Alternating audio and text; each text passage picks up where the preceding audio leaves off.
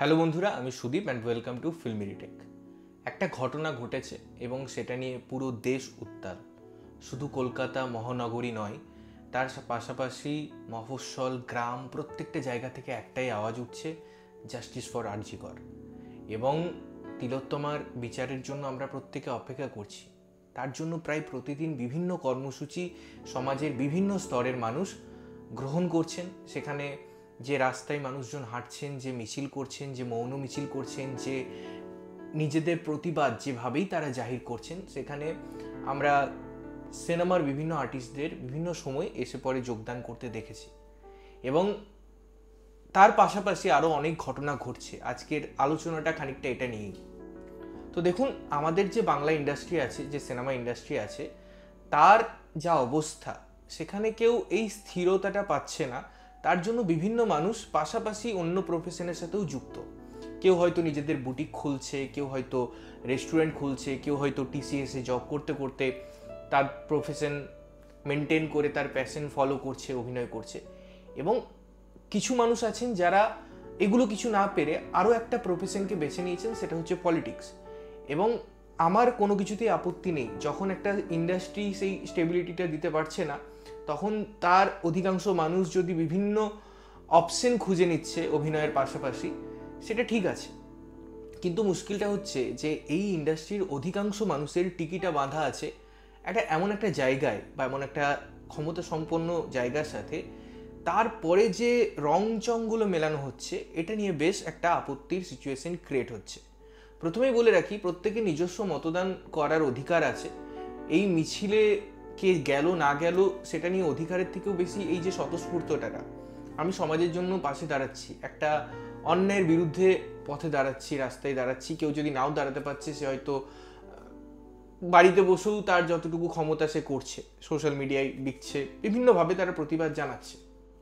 তো ঘটনাটা হচ্ছে, ঋতুপর্ণা সেনগুপ্ত কালকে একটা জায়গায় একটা মিছিলে তিনি যোগদান করেন এবং তাকে দেখে গো ব্যাক স্লোগান দেওয়া হয়। তার উপর আমরা ভিডিও দেখি যে একটা লোক পড়ে যাচ্ছে, একটা মেয়ে পড়ে যাচ্ছে, এবং শোনা যায় যে তার গাড়িতেও পাশাপাশি বিভিন্ন মানুষ হামলা চালায়। এবার দেখুন, এই যে ঘটনাটা ঘটেছে, এটাকে আমি কোনো মতেই সমর্থন করছি না। প্রথমেই বলি যে এটা দরকার নেই। মানে আমরা তো একটা মহৎ উদ্দেশ্য নিয়ে পথে নেমেছি এবং সেই উদ্দেশ্যটাই আমাদের পাখির চোখ হওয়া উচিত। আমরা এই যে বিভিন্ন ভাবে এটা দিয়ে যদি বিচ্যুত হয়ে যাই, আমাদের যদি গতি বা দিক বিভ্রান্ত হয়ে যায়, তাহলে পরে যে উদ্দেশ্যটা ছিল সেটা গিয়ে কোথাও লঘু হয়ে যাবে, এবং সেটা কখনোই হতে দেওয়া উচিত নয়। অনেক মানুষ চাইবে সেটা করতে, অনেক মানুষ বিভিন্নভাবে চাইবে যে আমাদের যে লক্ষ্যটা আছে, আমাদের যে একটা একটা গণপ্রতিরোধ গড়ে উঠেছে, সেটা বিভিন্নভাবে দমাই, সেটাকে বিভিন্নভাবে ভেঙে দিই, আমাদের মধ্যে একটা বিভেদ লাগানোর চেষ্টা করি। এই চেষ্টাটা তো করবে এবং বিভিন্নভাবে করবে। এবারে দেখুন, এই যে ঘটনাটা ঘটেছে সেটা নিয়ে বিভিন্ন স্তরের মানুষ কথাবার্তা বলছে এবং প্রত্যেকেই বলছে যে ঋতুপর্ণা সেনগুপ্তের সাথে যেটা হয়েছে সেটা ঠিক নয়, এবং আমিও সেটাই বলছি। বাট এই যে ঘটনাটা ঘটেছে না, এর দুটো দিক আছে। প্রথমত, এর সূত্রপাত হয়েছিল যখন ওই শাঁখ বাজানোর বিষয়টা আসে, যে অভিনয় করার ব্যাপার, এই যে একটা মর্মান্তিক ঘটনা, তার সাথে এরকম অভিনয়ের কোনো জায়গা ছিল না। কেউ তো গিরগিটির মতো চোখের জল ফেলেছে, কেউ আরও অনেক জিনিসপত্র করেছে যেগুলো আমার মনে হয় দরকার পড়েনি। এবারে যারা প্রত্যক্ষদর্শী ছিল তারা যে কথাগুলো বলছে, আমার মনে হয় সেটাও উঠে আসা দরকার। তারপরে এটা বিচার সাপেক্ষ, আমি কোনো কনক্লুশনে আসছি না, এটা ওপেন এন্ডেড ডিসকাশনে রাখছি। আপনারা বুদ্ধিমান, আপনারা বুঝে নেবেন সবটা। অনেকে বলছে যে এখানে ঋতুপর্ণা সেনগুপ্তের সাথে তার বডিগার্ড এসেছিল। এবার স্বাভাবিক, সে হয়তো প্রথম সারির অভিনেত্রী, তার সাথে বডিগার্ড আসছে। কিন্তু বডিগার্ড একটা মিছিলে যখন আসছে, তখন তো আপনাকে সেই স্বতঃস্ফূর্ততা দেখাতে হবে। আপনিও সাধারণ মানুষ হিসেবে আসছেন। আজকে স্বস্তিকা দি হোক, সোহিনী দি হোক, বা ইন্ডাস্ট্রির বহু লোক, বহু মানুষ, ছেলে মেয়ে নির্বিশেষে, আমি এই ভাগটাতেই গেলাম না, ছেলে মেয়ের, ইন্ডাস্ট্রির বা আমি যদি যারা বলি গ্ল্যামার ওয়ার্ল্ডের সাথে যুক্ত মানুষজন বিভিন্ন স্তরে, তারা কিন্তু স্বতঃস্ফূর্তভাবে আসছে, রাত জাগছে, ধর্নার মঞ্চে বসছে, ধর্মতলায় পথে বসে যাচ্ছে, রাস্তায় মানুষের সাথে হাঁটছে, তারা ভিডিও তুলছে, ফটো তুলছে, কথা বলছে, গান গাইছে। কই তাদেরকে নিয়ে তো তাহলে পরে এই ঘটনাটা ঘটলো না। আমি আবারও বলছি, যেটা ঘটেছে সেটাকে আমি সমর্থন করি না, কিন্তু এটাও বুঝতে হবে যে তাদের সাথে কেন ঘটছে না, শুধুমাত্র এনার সাথেই কেন ঘটলো। বা আরও কয়েকজন আছে যারা যদি ফিউচারে আসে, তারা কি এটা ইচ্ছাভাবেই করার চেষ্টা করছে? আজকে এটাও উঠছে বা প্রত্যক্ষদর্শীর আমি কয়েকটা কমেন্ট পড়ছিলাম, তারা লিখেছে যে ঋতুপর্ণা সেনগুপ্ত একটু এক্সট্রা অ্যাটেনশন চাইছিলেন, তিনি মিডিয়াদের সাথে কথা বলতে চাইছিলেন, সে একটু নিজের ওই জায়গাটায় স্পেস চাইছিলেন, যেটা একটা সাধারণভাবে হয় না। আমি যখন সাধারণ মানুষ হিসেবে সেখানে গেছি, আমি যদি স্টার তকমাটা ছেড়ে গেছি, তাহলে আমাকে সাধারণ মানুষের মতোই বিহেভ করতে হবে। সেখানে আমি এক্সট্রা অ্যাটেনশন পাবো, আমার কতগুলো ফটো উঠলো, আমি কতগুলো বাইট দিলাম, আমি কতগুলো মানুষের কাছে আমার সেলফি এলো, আমার কতটা মিডিয়াতে প্রচার এলো, আমি কতটা সোশ্যাল মিডিয়ায় হাইলাইটেড হওয়ার চেষ্টা করলাম। তো এই জিনিসগুলো ভেবে যদি আমি যাচ্ছি, তাহলে পরে তো মানুষজন এটা নিয়ে গর্জে উঠবেই। তাতে মানুষজনকেও তো দোষ দেওয়া যায় না, কারণ এত মানুষ এত স্বতঃস্ফূর্তভাবে এসেছে এখানে নিঃস্বার্থভাবে, এবং এখানে নিঃস্বার্থের কোনো জায়গায় নেই। এই যে একটা মর্মান্তিক ঘটনা, জঘন্য ঘটনা ঘটেছে, সেটার প্রতিবাদে তার ন্যায় বিচার চেয়ে প্রত্যেকে মানুষ পথে নেমেছে। সেখানে কারো ফুটেজের দরকার নেই, সেখানে কেউ চাইছে না যে আমাকে দেখাক, এগুলো তো উদ্দেশ্য হতে পারে না। ইনফ্যাক্ট আমার এই ঘটনাটা নিয়ে ভিডিও এই জন্য বানানো যে আমি ইরিটেট ফিল করলাম যে যদি এরকম একটা ইনসিডেন্ট ঘটেছে, তোমার সহতীর্থরা তো ফেসবুকে লেখালেখি করছে যে ঋতুপর্ণা সেনগুপ্তের সাথে যেটা হয়েছে সেটা ভালো হয়নি। ইনফ্যাক্ট আমিও বলছি যে যাই সিচুয়েশন হয়েছে, তো সেখানে গ্লো ব্যাক স্লোগান ছিল, ঠিক ছিল, আমি এটাই বলছি। বাট আমি বলছি না যে তোমাকে সেটা ক্লিয়ারিফাই দিতে হবে। আমি দেখলাম ঋতুপর্ণা সেনগুপ্ত ইন্টারভিউ দিচ্ছে কয়টা, কালকের ঘটনা ভোলার মতো নয়, ইনসিডেন্ট এক্সেট্রা এক্সেট্রা। এবারে দেখুন, এর মধ্যে কোনো পলিটিক্যাল যোগ আছে কি নেই আমি জানি না, আর যদি থাকে তার থেকে খারাপ জিনিস আর কিছু হতে পারে না। আমি যেমন বললাম, এই ইন্ডাস্ট্রির অধিকাংশ মানুষেরই টিকি বাঁধা আছে কিছু জায়গায়, তো সেই জায়গায় ইন ফিউচার হয়তো আরও অনেকে আসবে যারা এখনও মুখ খোলেনি, তারাও হয়তো এই জিনিসটাকে আরও বড় করে ইস্যু বানাতে চেষ্টা করবে।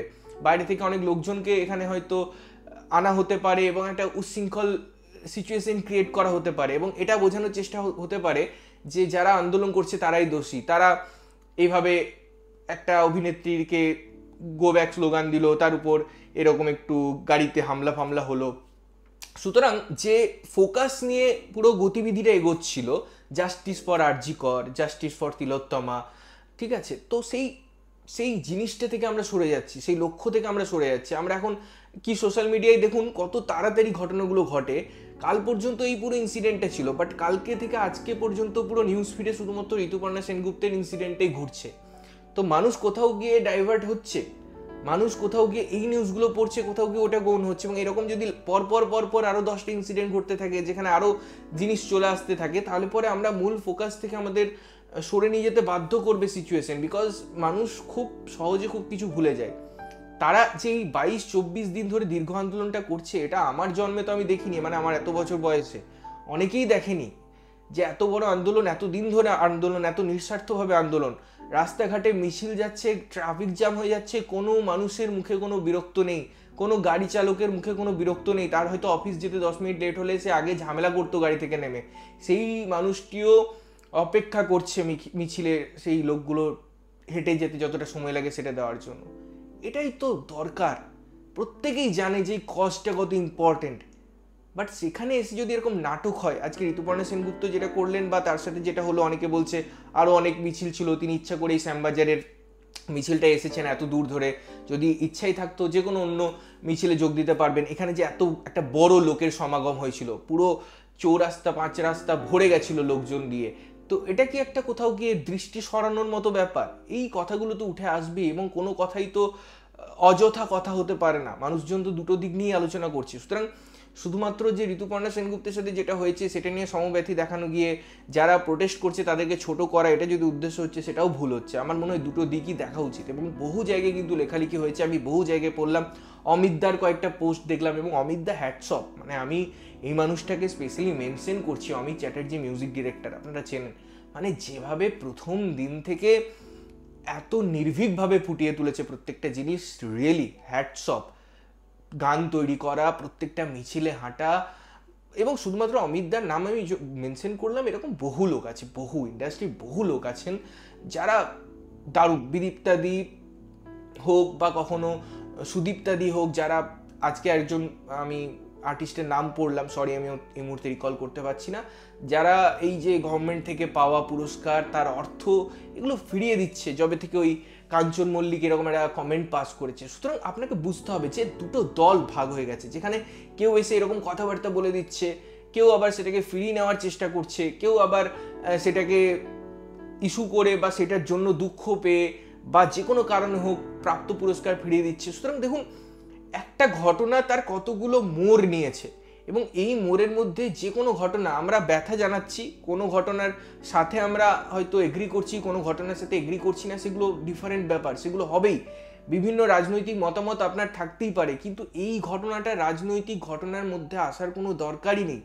আজকে কে কি বললো, কে কি করলো, এগুলো ঠিক আছে, সব চলুক, কিন্তু একটা যেটা লক্ষ্য সেটা ভুলে গেলে হবে না, সেখানে আমাদের স্থির থাকতে হবে। এবং তার জন্য এই সমস্ত ঘটনা যেগুলো হয়েছে সেগুলো আমি কখনোই, আবারও বলছি যে আমি সমর্থন করছি না, স্টিল আমি এটাও বলছি যে যা হচ্ছে হোক, সেটা সময় নিক, সেটা নিয়ে আমরা আরও কথা বলবো পরে। বাট আজকের দিনের যে ঘটনা, সেখান থেকে যেন আমরা লক্ষ্যচ্যুত না হই। এই ছিল আমাদের কথাবার্তা। তোমরা কতটা সহমত অবশ্যই কমেন্ট করে জানিও। দেখা হবে অন্য কোনো ভিডিওতে। ততক্ষণের জন্য টাটা।